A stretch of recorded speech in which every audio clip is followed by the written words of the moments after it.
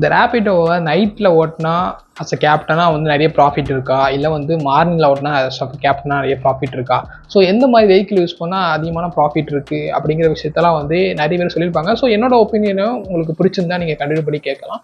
So first of all வந்து நைட்டில் ரேபிடோ ஓட்டினாலும் என்னென்ன அட்வான்டேஜ் இருக்குது, என்ன டிஸ்அட்வான்டேஜ் இருக்குது அப்படிங்கிறத பார்த்துருவோம். ஸோ நைட்டில் நீங்கள் ரேபிடோ ஓட்டினீங்க அப்படின்னா வந்து உங்களுக்கு வந்து 11 PM மார்னிங் 6 AM வரைக்குமே பார்த்தீங்கன்னா வந்து நீங்கள் போடுற ஆர்டர்லேருந்து எக்ஸ்ட்ரா 30% கிடைக்கும். அதாவது நைட் ஃபேர் அப்படிங்கிற ஒரு விஷயம் இருக்குது. ஸோ டிஸ்அட்வான்டேஜ் என்னன்னு பார்த்தீங்க அப்படின்னா வந்து அதிகமான ஆர்டர்ஸ்ங்கிறது வந்து எல்லா டேஸ்லையுமே வராது. ஸோ வந்து நீங்கள் இருக்கிற லொக்கேஷனை பொறுத்து இருக்குது. இதே வந்து வீக் டேஸ் வீக்கெண்ட் டேஸ்ன்னு நம்ம பிரித்து சொல்லலாம். ஸோ வீக்கெண்ட் டேஸ் அப்படிங்கும்போது நீங்கள் ஃப்ரைடே நைட்டு ஓட்டுற மாதிரி இருந்துச்சுன்னா உங்களுக்கு அதிகமான ஆர்டர்ஸ் வரும். அதேமாதிரி சண்டே மார்னிங் ஓட்டுற மாதிரி இருந்தாலும் ஒரு சில ஆர்டர்ஸ் வரதுக்கான சான்சஸ் இருக்குது. And Monday morning Sunday night, so இந்த மாதிரி டேஸ்லாம் பார்த்தீங்கன்னா வந்து உங்களுக்கு நைட் ஆர்டர்ஸ் அதிகமாக இருக்கும். அது போக ரெகுலரான ஆர்டர்ஸ் பார்த்தீங்கன்னா வந்து இப்போ கோயம்பேடில் வந்து ரெகுலரான ஆர்டர்ஸ் வரும். ஸோ வந்து நிறைய பேர் மார்க்கெட் போவாங்க. ஸோ வந்து இதெல்லாம் வந்து ஏர்லி மார்னிங், ஸோ வந்து ஒரு 3:30 மணிலேருந்து நீங்கள் 6 மணிக்குள்ளே நீங்கள் ரேபிடோ ஓட்டுற மாதிரி இருந்துச்சுன்னா கொஞ்சம் ஆவரேஜான ஆர்டர்ஸ் கிடைக்கும். இது பார்த்தீங்கன்னா வந்து நைட்டில். ஸோ வந்து இதை தவிர்த்து பெரிய டிஸ்அட்வான்டேஜ் பார்த்தீங்கன்னா வந்து நைட்டில் ரொம்ப சேஃப் அண்ட் செக்யூராக ஓட்டணும். ஸோ வந்து நான் பர்சனலாக பெங்களூரில் நிறைய சஃபராக இருக்கேன். ஸோ எந்த மாதிரி விஷயங்கள் பார்த்தீங்கன்னா வந்து நம்ம நிறைய இடத்துல வந்து நம்ம டிஎன் வண்டி வச்சு யூஸ் பண்ணுறதுனால பெங்களூரில் வந்து நிறைய இடத்துல அவங்க வந்து நம்மளை மிரட்டுவாங்க, இது பண்ணுவாங்க. அண்டு ரொம்ப காமனான பிரச்சனை வந்து நாய் தொல்லை அதிகமாக இருக்கும். தைரியமான ஆளாக இருந்தால் நீங்கள் ஓட்டிடலாம்னு சொல்லலாம். மெயினான விஷயம் பார்த்தீங்கன்னா வந்து ரொம்ப ஊரே அமைதியாக இருக்கும். அதனால் பார்த்தீங்கன்னா வந்து யாருமே வருவாங்கன்னு தெரியாது. வர்றவங்க ஆக்சுவலாக வந்து நம்ம கூட வர்றவங்க ஒவ்வொரு நாளும் நான் வந்து கடவுள்கிட்ட வேண்டிட்டு போவேன், எனக்கு வர்றவங்க வந்து நல்லவங்களா இருக்கணும். ஏன்னா வர்றவங்க போனங்க ஏன்னா எடுத்துட்டு போயிட்டாங்க, நம்மகிட்டேருந்து காசு யூஸ் பண்ணிட்டு போயிட்டாங்கன்னா அப்படின்னா அது சஃபர் ஆகுது நம்ம தான். ஸோ அந்த விஷயத்துல ரொம்ப தைரியமாக இருக்கணும் அப்படின்னு சொல்லலாம். அண்ட் மோஸ்ட்லி பார்த்தீங்கன்னா வந்து நான் வந்து மார்னிங்கில் நிறைய தடவை ஓட்டிருக்கேன். ஸோ வந்து கிட்டத்தட்ட ரெகுலராக நான் வந்து ஏர்லி மார்னிங் 4 AM ஒரு 6 AM வரைக்கும் ஓட்டுவேன். அப்படிங்கும்போது வந்து சென்னையில் பர்சனலாக பார்த்தீங்கன்னா வந்து லேடிஸ்லாம் வந்து ரொம்ப தைரியமாக ஏறுறாங்க. அது வந்து ஒரு பாராட்டக்கூடிய விஷயமா இருக்கும். ஸோ பெங்களூரில் நான் பார்க்கும்போது நைட் டைமில் வந்து லேடிஸ்லாம், அதாவது ஏர்லி மார்னிங் டைம்லாம் வந்து வேலைக்கு போகிறவங்க, ஆஃபீஸ் போகிறவங்க, ஊருக்கு போகிறவங்களாம் வந்து ஏறினாங்க. ஸோ அந்த வகையில் வந்து பாராட்டக்கூடிய விஷயமா இருக்கும். ஸோ சென்னைங்கிறது வந்து இப்போது ரொம்ப சேஃபான ஊராக இருக்குது. ஸோ அப்போ கம்பேரிட்டிவ்லி பெங்களூர், ஸோ பெங்களூரில் அதிகமாக நான் ஓட்டின டைமில் வந்து அதிகமாக யாரும் வந்ததில்லை. ஸோ வந்து இப்போ 2026 வந்து நான் வந்து சென்னையில் ஏர்லி மார்னிங் ரேபிடோ ஓட்டும் போது என்ன நம்பி வந்தாலுமே வந்து அவங்க அதிகமாக நம்புகிறாங்க. ஸோ அந்த வகையில் வந்து இட்ஸ் ஓகே, அவங்களுக்கு சேஃப் அண்ட் ஃபீலாக இருக்குது அப்படின்னு சொல்லலாம். ஸோ இது ரொம்ப முக்கியமான விஷயமா வந்து எனக்கு தெரிஞ்சிருந்துச்சு நான் சொல்கிறேன். அண்ட் மார்னிங்கை பொறுத்த வரைக்கும் ஆல்ரெடி வந்து நிறைய பேர் மார்னிங்கில் வந்து போட்டிருப்பாங்க. ஸோ வந்து கம்பேரிட்டிவ்னு பார்த்தீங்கன்னா வந்து மார்னிங்கில் வந்து உங்களுக்கு இன்சென்டிவ்ஸ் இருக்குது. 3 டைப்ஸ் ஆஃப் இன்சென்டிவ்ஸ் இருக்குது. அதில் பார்த்தீங்கன்னா வந்து மார்னிங் 8 AM 11 AM வரைக்கும் ஒரு இன்சென்டிவ்ஸ் இருக்குது. ஸோ நீங்கள் ஒரு ஆர்டர் கம்ப்ளீட் பண்ணிட்டீங்க அப்படின்னா உங்களுக்கு வந்து 6 ரைடு கம்ப்ளீட் பண்ணிட்டீங்கன்னா கிட்டத்தட்ட வந்து உங்களுக்கு 200 rupees கிடைக்கும். அண்ட் பார்த்தீங்கன்னா வந்து ஆஃப்டர்நூன் பார்த்தீங்கன்னா வந்து 12 PM to 2 PM 3 PM something அதில் முடிச்சுன்னா வந்து ஒரு கிட்டத்தட்ட வந்து ஒரு 175 rupees கிடைக்கும். அண்ட் பார்த்தீங்கன்னா ஈவினிங் 5 PM 8 PM வரைக்கும் நீங்கள் ரேபிடோ ஓட்டினீங்கன்னா வந்து உங்களுக்கு 160 சம்திங் கிடைக்கும். ஸோ எந்த ஒவ்வொரு ஆர்டர் பொறுத்து இருக்குது. சிங்கிள் ஆர்டருக்கு 15 ரூபா, 3 ஆர்டர் பொறுத்து 40 ரூபா, அந்த மாதிரி வந்து அது பிளானை பொறுத்து மாறும் அப்படின்னு சொல்லலாம். ஸோ ரொம்ப முக்கியமான விஷயம் பார்த்தீங்கன்னா வந்து இந்த இன்சென்டிவ்ஸ், டெய்லி இன்சென்டிவ்ஸ் பார்த்தீங்கன்னா வந்து ரேபிடோவில் ரொம்ப 3 டைப்ஸ் ஆஃப் பிளான்ஸ் இருக்குது. ஸோ பார்த்தீங்கன்னா வந்து நீங்கள் 70% கமிஷன், அதாவது பார்த்தீங்கன்னா நீங்கள் ஒவ்வொரு ரைடுக்குமே வந்து ரேபிடோவுக்கு 70% கமிஷன் கொடுத்தீங்கன்னா அந்த ரைட்ஸில் மட்டும்தான் உங்களுக்கு டெய்லி இன்சென்டிவ்ஸ், வீக்லி இன்சென்டிவ்ஸ்லாம் வந்து அதில் மட்டும்தான் அப்ளிகபிள். இது ஒன்லி ஃபார் பைக் தான். அதே நீங்கள் ரெண்டாவது பிளான் பார்த்தீங்கன்னா வந்து ஃபிக்ஸ்டு 6 ரூபா தான் வந்து ரேபிடோவில் வந்து அவங்க கமிஷன் எடுப்பாங்க. அண்ட் அது போக பார்த்தீங்கன்னா வந்து கவர்மெண்ட் ஜிஎஸ்டி அது வந்து தனி. ஸோ நீங்கள் வந்து ஒரு 70 ரூபாய்க்கு ஆர்டர் வந்திருக்கு அப்படின்னா அதில் 6 ரூபா போக 64 ரூபா ப்ளஸ் ஜிஎஸ்டி ஒரு 5 ரூபா 11 ரூபா போக மீதி அக்கௌண்ட் உங்களுக்கு வந்துடும். இதே 70% கமிஷன் போது வந்து உங்களுக்கு ஓவரால் அமௌண்ட்லேருந்து 70% போது அதிகமான அமௌண்ட்டாக தெரியும். எக்ஸாம்பிள் பார்த்தீங்கன்னா வந்து 50 ரூபா இருக்குது அப்படின்னா அதில் 70% போது அது வந்து கொஞ்சம் பெரிய அமௌண்ட்டாக தெரியும். ஸோ ஏன்னா 50 ரூபாவில் 10%னாலே அது வந்து 5 ரூபா ஆச்சு. ஸோ அப்போ அதில் இன்னொரு 7% அப்படிங்கும்போது கிட்டத்தட்ட 12 ரூபா போயிடும். அது போய் ஜிஎஸ்டிங்கும் போது அதுலேயே வந்து 50 ரூபாவில் கிட்டத்தட்ட வந்து ஒரு 15 ரூபா போயிடும். உங்களுக்கு 35 ரூபா இருக்குது. இதே 70% கமிஷனில் இந்த மாதிரி விஷயங்கள் இருக்கிறனால நான் 70% கமிஷனாக தான் உங்களுக்கு வந்து மெயின்லி பார்த்தீங்கன்னா வந்து இன்சென்டிவ் டைப்ஸ் இருக்குது.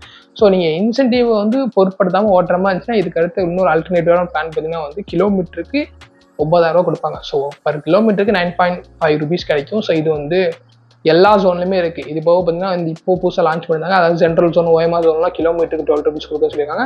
அண்ட் அது போக சர்ச் ஃபேர் இருக்குது, ஐ டிமாண்ட்ஸ் ஏரியா இருக்குது. ஸோ இந்த மாதிரி ஒரு சில விஷயங்கள்லாம் வந்து டேல அட்வான்டேஜ் இருக்குது. ஸோ டேல பெரிய டிஸ்அட்வான்டேஜ்னா வந்து ரொம்ப முக்கியமான விஷயம் வந்து நிறைய ஆர்டர்ஸ் வரும். ஸோ உங்களுக்கு மெயினாக என்னென்ன ஆர்டர்ஸ் பிக் பண்ணி எடுக்கணுங்கிறது நீங்கள் பார்த்து சூஸ் பண்ணணும்.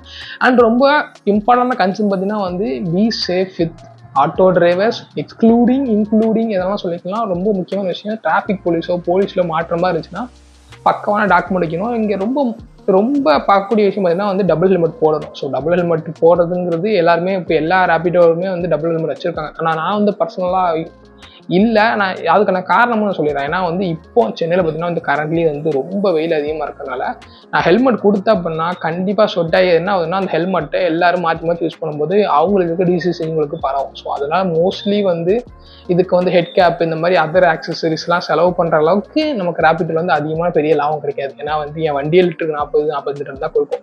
ஸோ நான் ஃபுல் டைமாக ரேபிடோ ஓட்டாதனால நான் வந்து பார்ட் டைமாக ஓட்டினால ஹெல்மெட் கொண்டு போல என்கிட்ட ஆல்ரெடி ஒரு ஹாஃப் ஹெல்மெட் இருக்குது. பட் நான் வந்து ரொம்ப டேஞ்சரான சுச்சுவேஷனில் மட்டும் அந்த ஹாஃப் ஹெல்மெட் யூஸ் பண்ணுவேன். நான் வந்து பேக்கில் வச்சிருப்பேன். அண்ட் நான் முன்னக்கூட்டியே இன்ஃபார்ம் பண்ணிடுவேன், இந்த மாதிரி ஹெல்மெட் எங்கேயாவது போலீஸ்காரங்க பிடிக்கிற மாதிரி இருந்தால் நான் அதுக்கு முன்னக்கூட்டியே உங்களை ஸ்டாப் பண்ணுவேன், 2 நிமிஷம் நீங்கள் நடந்து வர மாதிரி இருக்கீங்களா அப்படின்னு சொல்லிட்டு மேக்ஸிமம் எல்லாத்தையுமே கேட்டுருவேன். ஸோ கேட்காம இருக்க மாட்டேன். ஸோ மோஸ்ட்லி வந்து இது வரைக்கும் 2 தடவை போலீஸ்ட்ட மாட்டிருக்கேன். பட் 2 தடவையுமே அந்த நல்ல மனசுக்காரங்க, அந்த போலீஸ்காரங்க நல்ல மனசு நினைக்க அவங்க வந்து என்ன போப்பா சரிப்பா இதுக்கப்புறம் ஒழுங்காக ஃபாலோ பண்ணு அப்படின்னு சொல்லி விட்டுருந்தாங்க. அண்ட் ரொம்ப இம்பார்ட்டன்ட் விஷயம் பார்த்தீங்கன்னா வந்து சென்னையில் பொல்யூஷன் சர்டிஃபிகேட்டுமே பிடிக்காங்க. ஸோ பொல்யூஷன் சர்டிஃபிகேட் இல்லை அப்படிங்கிற பட்சத்தில் அதுக்குமே வந்து ஒரு குறிப்பிட்ட அமௌண்ட் ஃபைன் பண்ணுறாங்க. ஸோ உங்கள் வண்டியில் பொல்யூஷன் சர்டிஃபிகேட் இல்லை அப்படின்னா நீங்கள் முடிஞ்ச அளவுக்கு எடுக்க பாருங்கள். சப்போஸ் நீங்கள் அப்படி பொல்யூஷன் சர்டிஃபிகேட் இல்லாமல் மாட்டினீங்க அப்படின்னா ரொம்ப ஒரு சிம்பிளான விஷயம் தான். ஸோ உங்களோட சர்வீஸ் ரெக்கார்ட்ஸை காமிச்சிங்க அப்படின்னா மேபி அவங்க வந்து சரிஃபை ஆகிறதுக்கான ஒரு சான்சஸ் இருக்குது. ஸோ வந்து ஏன்னா வந்து சர்வீஸ் ரெக்கார்ட்ஸில் கரெக்டான சர்வீஸ் பண்ணிங்க அப்படின்னா வண்டியுமே நல்லாயிருக்கும். ஸோ பொல்யூஷன் கரெக்டாகவே மெயின்டைன் ஆகும். ஸோ அதனால் பிரச்சனை இருக்காது. ஸோ பொல்யூஷன் சர்டிஃபிகேட் வந்து ஒரு பெரிய இஷ்யூ கிடையாது. ஸோ நீங்கள் ஸ்டேட் விட்டு ஸ்டேட் போகிற மாதிரி இருந்துச்சுன்னா கண்டிப்பாக லாங் ட்ராவல் பண்ணுற மாதிரி இருந்துச்சுன்னா நீங்கள் பொல்யூஷன் சர்டிஃபிகேட் வாங்கி வச்சுக்கணும். ஸோ லோக்கலில் பொல்யூஷன் சர்டிஃபிகேட் வந்து ரொம்ப இம்பார்ட்டன்டான விஷயமா இல்லை. ஸோ நைட் டைமில் பாப்புலரான ஸ்பாட்ஸில் வந்து ரேபிடோ ஓட்டுறதுங்கிறதுக்கு ரொம்ப அதுக்குன்னு வந்து ஒரு கேல்குலேஷன்லாம் போட்டு வச்சிருக்கு அப்படின்னு சொல்ல மாட்டேன். ஸோ மோஸ்ட்லி பார்த்தீங்கன்னா வந்து வீக் டேஸை கம்பேர் பண்ணும்போது வீக்கெண்ட்ஸில் வந்து கொஞ்சம் அதிகமாக ஓட்டலாம். ஏன்னா வீக்கெண்ட்ஸில் பார்த்தீங்கன்னா நிறைய பேர் பீச்சுக்கெலாம் போகிறவங்களாம் இருப்பாங்க. ஸோ ஏர்லி மார்னிங் பீச் போகிறவங்க வந்து ரேபிடில் வருவாங்க. ஸோ அந்த மாதிரி டைம்ஸில் வந்து ஆஃபீஸ் முடிஞ்சு போகிறவங்களும் இது யூஸ் பண்ணிக்கலாம். ஆனால் வந்து இதில் ஒரு பெரிய டிஸ்அட்வான்டேஜ் பார்த்தீங்கன்னா வந்து நைட்டில் பார்த்தீங்கன்னா நைட் ஃபேரில் நீங்கள் வந்து ரேபிடோ ஓட்டுற மாதிரி இருந்துச்சு அப்படின்னா வந்து ரொம்ப முக்கியமான விஷயம் பார்த்தீங்கன்னா வந்து அந்த இடத்துல யூசர்ஸ் கம்மியாக இருப்பாங்க. பட் வந்து ரேபிடோ கேப்டன்ஸ் அதிகமாக இருப்பாங்க. ஸோ வந்து நீங்கள் ஒன்ஸ் உங்களுக்கு ஆர்டர் அசைன் ஆகிட்டுன்னா அந்த ஆர்டர் என்ன, அந்த ரைடு என்னங்கிறது பார்க்கறதுக்குள்ள அக்செப்ட் பண்ணிட்டு போயிடுவாங்க. ஸோ அதனால் மோஸ்ட்லி என்ன பண்ணணும்னா நீங்கள் ரைடு நைட்டில் இல்லை ஏர்லி மார்னிங்கில் போகிற மாதிரி இருந்துச்சுன்னா ஒரு ஃபேவரட்டான லொக்கேஷனை போட்டு அந்த லொக்கேஷனில் ரைட்ஸை மட்டும் அக்செப்ட் பண்ணிட்டு போயிட்டீங்கன்னா உங்களுக்கு வந்து ஈஸியாக ஸோ நீங்கள் வீட்டுக்கு போகிற மாதிரி இருந்தாலும் சரி இல்லை பர்டிகுலர் ஸ்பாட்டுக்கு போகிற மாதிரி இருந்தாலும் சரி உங்களுக்கு அமௌண்ட்டும் கிடைக்கும். ஸோ வந்து பெட்ரோல் எக்ஸ்பென்சஸுமே அதிகமாக செலவாகாது. ஸோ மோஸ்ட்லி வந்து எனக்கு எப்படி அப்படின்னா பிக்கப்புக்கு இங்கே வந்து நிறைய பேர் யாரும் காசு கொடுக்குறதில்ல. ரேபிடோ பிக்கப்புக்கு வந்து 3 கிலோமீட்டருக்கு மேலே போனால் 3 ரூபாலேருந்து 5 ரூபா சம்திங் ஏதோ கொடுக்காங்க. ஸோ அது வந்து ரொம்ப கம்மி தான் சொல்லுவாங்க. ஸோ முடிஞ்ச அளவுக்கு நீங்கள் என்ன பண்ணலாம், ஒரு 1.5 கிலோமீட்டர் அப்ராக்சிமேட்டாக 2 கிலோமீட்டருக்குள்ளே பிக்கப் எடுத்தீங்க அப்படின்னா தான் உங்களுக்கு என் வண்டிக்கு கட்டுப்படியாகும் அப்படின்னு சொல்லலாம். அதுவுமே எனக்கு கட்டுப்படி ஆகலை. எனக்கு கிலோமீட்டருக்கு நான் வந்து இப்போ ஒரு 300 ரூபாய்க்கு நான் பெட்ரோல் போடுறேன் அப்படின்னா என் வண்டி கிட்டத்தட்ட வந்து ஒரு 120 கிலோமீட்டர் ஓடுதுன்னா கிட்டத்தட்ட வந்து ஒரு 40 கிலோமீட்டர் வந்து பிக்கப்புக்கே போயிடுது. ஸோ 40 கிலோமீட்டர் பிக்கப் போகும்போது எனக்கு இது வந்து 80 கிலோமீட்டருக்கு தான் எனக்கு கிடைக்கும். அப்படிங்கும்போது இந்த 80 கிலோமீட்டரில் எனக்கு எவ்வளோ காசு கிடைக்கும் அப்படின்னா ஒரு 700 600 அந்த மாதிரி கிடைக்கும். ஸோ அதுலேயே எனக்கு 3 ரூபா பெட்ரோல் போயிட்டுனா 4 ரூபா தான் கிடைக்கும். வந்து நான் ஒரு 7 மணி நேரம் 8 மணி நேரம் பண்ணுறேன். நீங்களே பாருங்கள். ஸோ முடிஞ்ச அளவுக்கு ஆர்டரை குயிக்காக பார்க்காம ஸோ நீங்கள் எந்த லொக்கேஷனில் போகிறீங்களோ அந்த லொக்கேஷனில் போட்டிங்க அப்படின்னா டக்குன்னு உங்களுக்கு ஆர்டரேஷன் ஆயிரும். ஸோ மேபி வந்து பிக்கப் லாங்காக இருந்தால் கூட ஓகே தான். ஆஸ் யூஷுவல் நீங்கள் போகிற லொக்கேஷனாக இருந்துச்சு அப்படின்னா உங்களுக்கு யூஸ்ஃபுல்லாக இருக்கும். ஸோ ஒன்ஸ் நீங்கள் அக்செப்ட் பண்ணிட்டு கூட உங்களுக்கு பிடிக்கல அப்படின்னா கேன்சல் பண்ணிக்கலாம். ஆனால் ரொம்ப கேன்சல் பண்ணிங்கன்னா வந்து பெர்ஃபார்மன்ஸ் அடிவாங்க சான்சஸ் இருக்குது.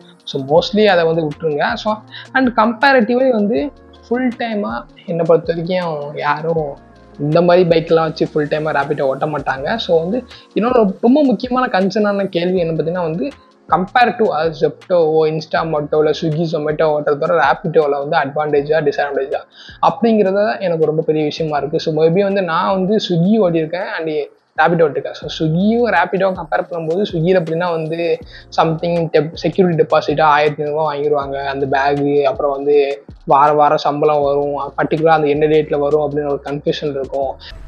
காத்திருப்போம்.